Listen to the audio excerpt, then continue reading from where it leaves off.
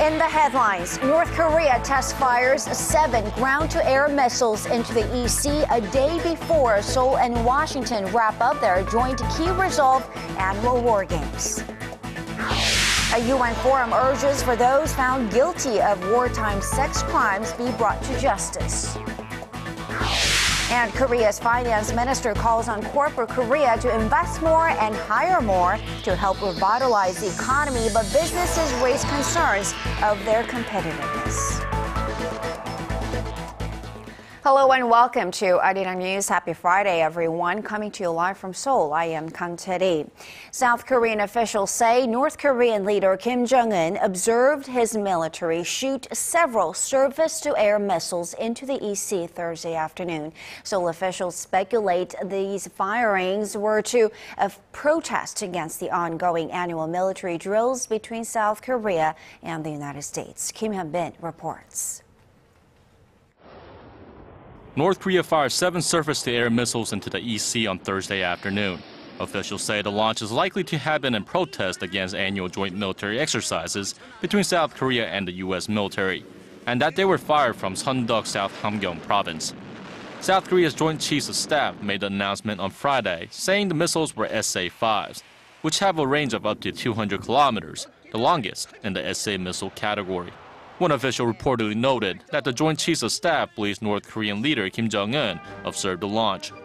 This is the first time the North has fired SA-5s. The launch came a day before South Korea and the U.S. wrapped up their Key Resolve drill, the first of 2 military exercises underway this month. The 2-week computerized command post exercise involves some 10,000 South Korean and 8,600 U.S. troops and aims to enhance interoperability in all aspects of the military between Seoul and Washington in case of war. Part 2, the Full Eagle field training exercise, will run through April 24th. The drill mobilizes 200,000 troops from Seoul and Washington who perform a variety of drills on land, in the air, and at sea. Pyongyang claims the drills are a rehearsal for a northward invasion, while South Korea and the U.S. maintain they are aimed at countering possible provocations from the north. Kim Hyun-bin, ARIRANG News. South Korea has been asking North Korea to talk about the regime's unilateral decision to increase wages for workers at the inter-Korean Kaesong Industrial Complex, with Pyongyang saying the hike was legitimate. Some observers say this could lead to another shutdown at the factory zone. ARIRANG's Kim has more. Tensions are brewing over the Kaesong Industrial Complex as South Korea's offered deadline for talks over North Korea's unilateral decision to raise workers' wages at the complex expires on Friday. Last month, North Korea decided to up its workers' minimum monthly wage by 5% to $74. To this announcement, South Korea remained firm, calling on the North to come forward for discussions over wages. Seoul also said that unless the two sides reach an agreement, it would penalize South Korean companies complying with the wage hike. South Korean operators at Kaesong have expressed concerns that a wage increase could affect their business. But a day before the deadline, Pyongyang said the wage hike is a legitimate and normal exercise of its legislative rights, adding that it has no intention of negotiating with Seoul over its decision. Some worry the tug-of-war could lead to a shutdown similar to what happened in 2013. But others say Pyongyang has too much to lose for another halt. North Korea is trying to get the upper hand over Seoul in regards to decisions at the Kaesong complex. It may also be trying to earn more foreign currency by enforcing the wage hike. Since opening in 2004, the Kaesong Industrial Complex has been a symbol of inter-Korean economic cooperation and a significant source of income for the North. Experts forecast inter-Korean talks over wages at Kaesong could start once the joint South Korea-U.S. military drills wrap up in April. Kim, ARIRANG News. The case of Kim Ki-jong, the man who assaulted a U.S. ambassador to South Korea, Mark Lippert, with a knife last week, has been sent to prosecutors. Police say Kim faces charges of attempted murder, assaulting a foreign envoy, and obstruction of business. Authorities say they don't have hard evidence yet, though, to charge him with violating the national security law, which prohibits, quote, activities compromising the safety of the state. charges. But they did add that based on his testimony, Kim appears to harbor a pro-North Korea attitude and anti-American sentiment. Lippert told police on Thursday that he felt that Kim harbored murderous intent and wants him punished. Police are also investigating whether anyone else was involved in this attack. Over in New York, participants in a UN forum are calling for stronger measures to bring those found guilty of wartime sexual crimes to justice. Our Park Ji-won tells us more. Held on the sidelines of the 59th session of the United Nations Commission on the Status of Women, the forum focused on the issue of how to eradicate wartime sex crimes. Participants urged the international community to swiftly and sternly respond to ensure those responsible are brought to justice. Those among taking part are Gay McDougall, former special UN rapporteur on the issue of systematic rape and sexual slavery practices in armed conflict. McDougall called on world leaders to show a determination to resolve the issue and suggested the UN offer diverse opportunities to active individuals and civic groups for the cause of women's rights. There must be an end to impunity for these crimes, whether committed by government forces, non-state actors, or international peacekeeping forces. Korea's Gender Equality Ministry sponsored the forum to raise awareness about Japan's wartime atrocities, including its sexual enslavement of tens of thousands of Asian women, mostly from Korea, China, and the Philippines. Meanwhile, senior officials from Korea and Japan will meet next Monday for more talks aimed at resolving the long-standing issue of Japan's wartime sexual enslavement. It will be the 7th meeting of its kind, but the two sides have yet to make any substantial progress on the highly sensitive subject. Seoul has called on Tokyo to take sincere steps to compensate the Asian victims, but Japan keeps saying the matter was already settled through a bilateral treaty signed in 1965. The talks come just days ahead of the first trilateral foreign ministers meeting between Korea, China, and Japan in 3 years. Park Ji-won, ARIRANG News. Russia is set to hold a ceremony in May commemorating the end of World War II, but more and more Western leaders are boycotting this event, citing Moscow's involvement in the current Ukraine crisis. Our Hwang Sung-hee has more. British Prime Minister David Cameron has joined the growing list of Western leaders boycotting Russia's Victory Day parade in May. That's according to his official spokesperson on Thursday local time, citing concerns about Russian activities in Ukraine. For that same reason, German Chancellor Angela Merkel and U.S. President Barack Obama have also said they will stay away. That makes North Korean leader Kim Jong-un one of the most prominent confirmed guests so far. Russia, finding itself shunned by the West, has been cozying up to North Korea. They have designated 2015 as a year of friendship, promising deepened political, economic, and cultural cooperation. Some remain concerned about this blossoming relationship, but others say Moscow could play a bigger role in inter-Korean relations. Russia is aiming to use its ties with North Korea to expand economic cooperation with South Korea.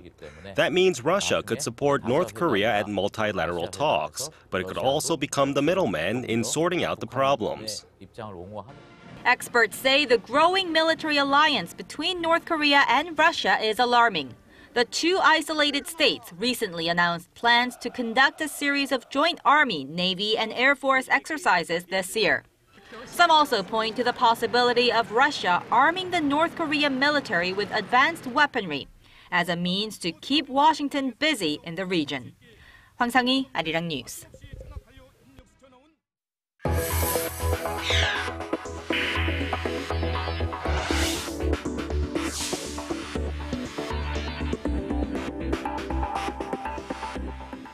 Korea's finance minister met with leading business groups on this Friday and urged companies to raise salaries as a way to boost sagging domestic consumption. But he had to face some resistance coming from corporate Korea. Kim Jong-un has more. Finance Minister Kang Chery has once again called for a wage hike in order to revitalize sagging domestic consumption, which is pulling down the nation's economic recovery momentum. Che emphasized the need for smaller subcontractors to raise minimum wage and for large conglomerates to support these subcontractors in employee payment. The finance minister, who is also the deputy prime minister, asked the business community to increase youth employment and urged companies to participate in major investment projects, as the government is willing to support long-term risk. In response, business leaders told the minister that they understand the government's commitments to revitalize the economy, but cautioned that any move to hike wages could affect their international competitiveness and undermine exports.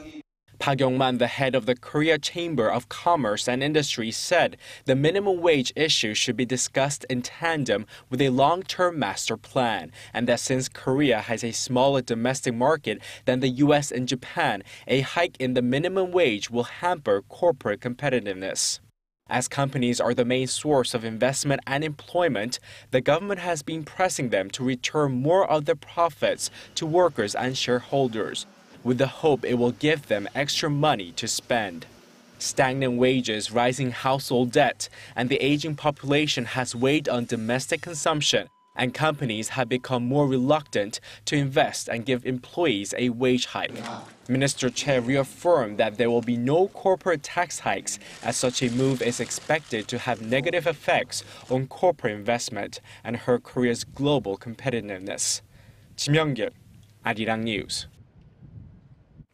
President Park Geun-hye has asked the heads of Korea's 5 constitutional institutions to help unify the country so that it can take an economical leap and strengthen ties with the Middle East. Speaking to leaders, including the parliamentary speaker and the prime minister, the president said great potential was seen for Korean firms and the young workforce to establish themselves in the Middle East, new energy, healthcare, culture, and ICT industries. It was the first time the president met with the 5 leaders after an overseas trip as a means to open up lines of external communication. At a ceremony marking the 20th anniversary of the launch of cable television here in Korea, President Park said the broadcasting industry is a comprehensive package of everything related to her campaign of creative economy. In line with this, the president said merging culture with the world-class ICT will help the cable industry become Korea's next growth engine. And at an awards ceremony that followed, ARIRANG TV's own global project, Embracing the World, received a prize for visual graphics. The program follows overseas viewers who have embraced Korea's cultural assets, such as K-pop, Taekwondo, and the Korean alphabet as a part of their lives. 68 major listed firms in Korea held their annual shareholders meeting on this Friday. Let's talk about some of the key companies, beginning with Samsung Electronics. After current CEO Kwon Oh-hyun was re-elected for another 3-year term, the company said it will develop a new lineup and enhance strategies for its smartphone division. And the Hyundai Motor Company says it will consider launching a committee to improve its management structure as proposed by foreign shareholders, who also, by the way, voiced concerns about the company's plan to spend $10 billion to buy a plot of land in southern Seoul. Meanwhile, POSCO, Korea's largest steel maker, told its shareholders that it's close to signing a business cooperation deal with Saudi Arabia's Public Investment Fund.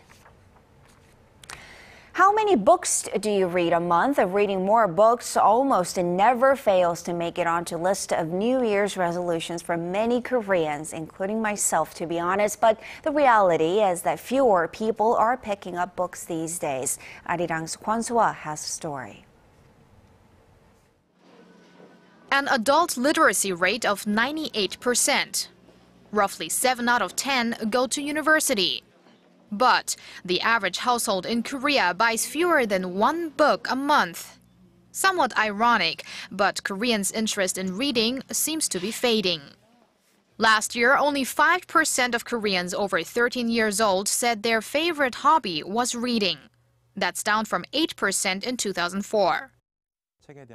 People are just choosing to spend their money on other things. With the rising amount of academic and work-related stress, they feel the need to release that by entertaining themselves in a more active way than reading.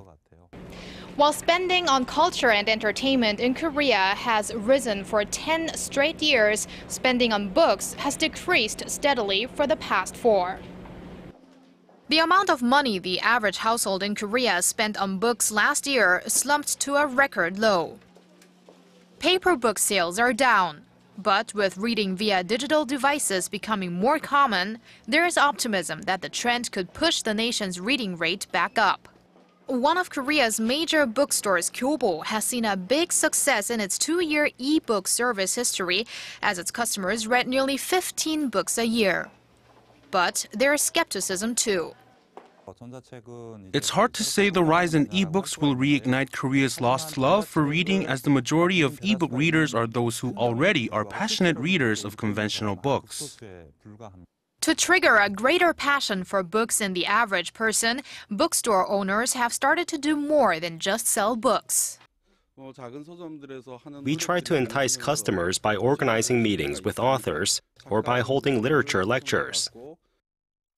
Experts say a key way to restore an interest in reading is to encourage people to perceive it as a hobby that can be shared with other people. For example, at book cafes that promote reading as a culture of its own. Kwon So-ah, ARIRANG News.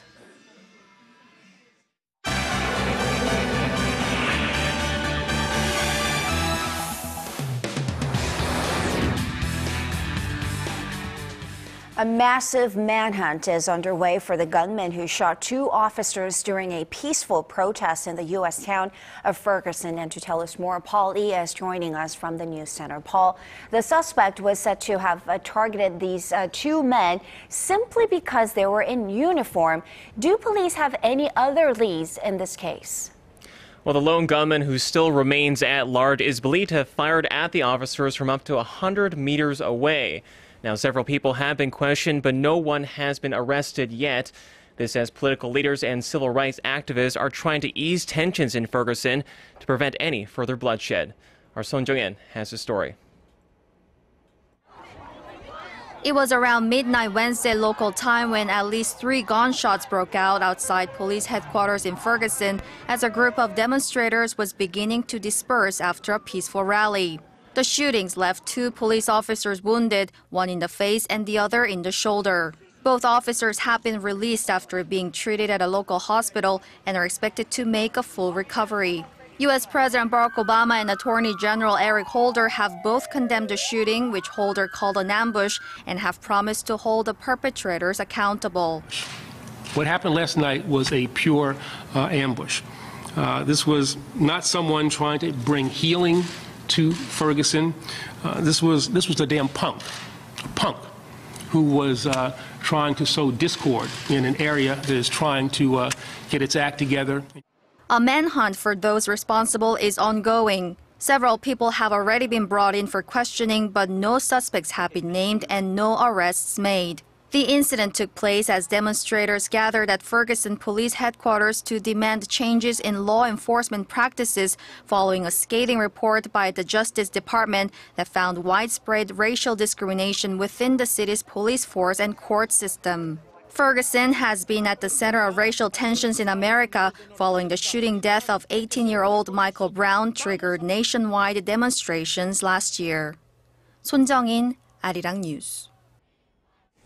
It's been nearly a month now since 3 British schoolgirls fled to Syria to allegedly join the Islamic State militant group. Now, a high-ranking Turkish official is saying that a foreign spy gave them assistance. Is there any indication what country this alleged spy came from? Well, media reports citing government sources are emerging that the suspect, who was detained more than a week ago, may have been working for Canada.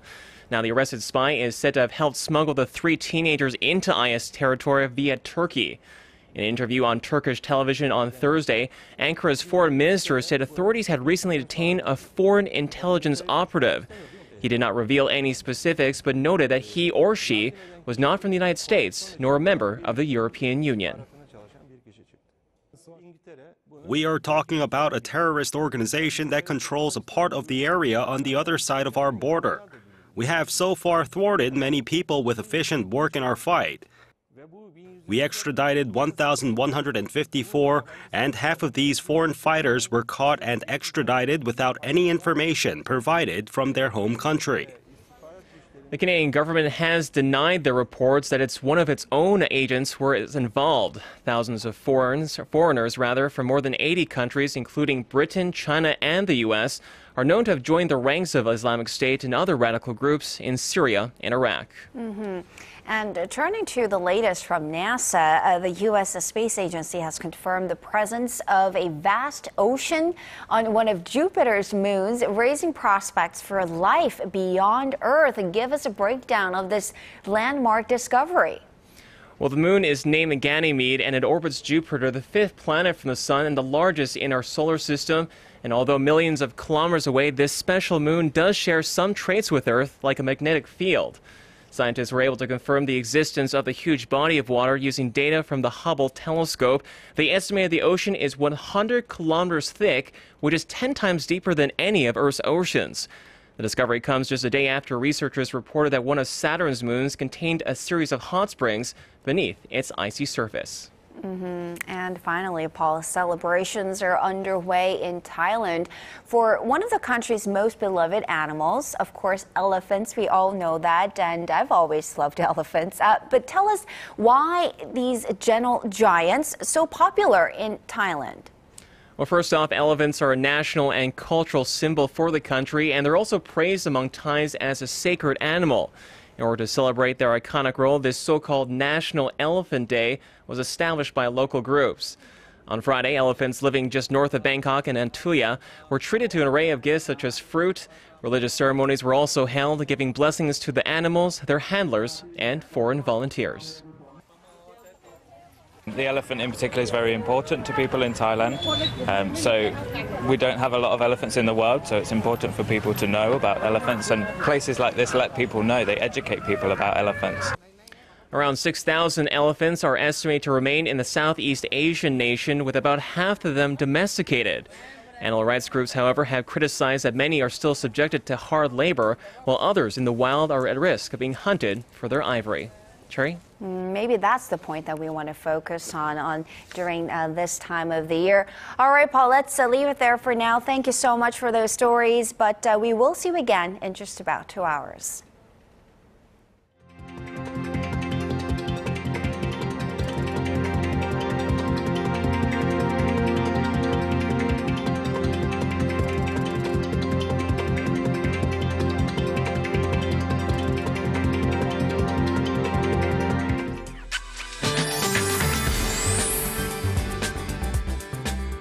Hello and happy Friday. I'm Kim Bo-kyung with your weather forecast. Most regions wrap up the last working day of the week under mostly clear skies, but showers are falling in areas down south. And if you're making plans for the weekend, tomorrow is shaping up to be a moderate winter day, while on Sunday, warm air is set to move in, pushing up numbers above seasonal averages. At the moment, dry weather advisories continue to be in effect for most parts of the country, and humidity level here in the capital is still very low, down at 20%, and it seems like conditions will remain this way for a while. On to tomorrow's readings. Seoul reaches a high of 10, Daegu and Gwangju 14, Busan hits 13. Meanwhile, Jeju peaks at 12, Dokdo 7, Mount Kumgang 0. Those are the updates I have for you now, and here's a look at the international weather.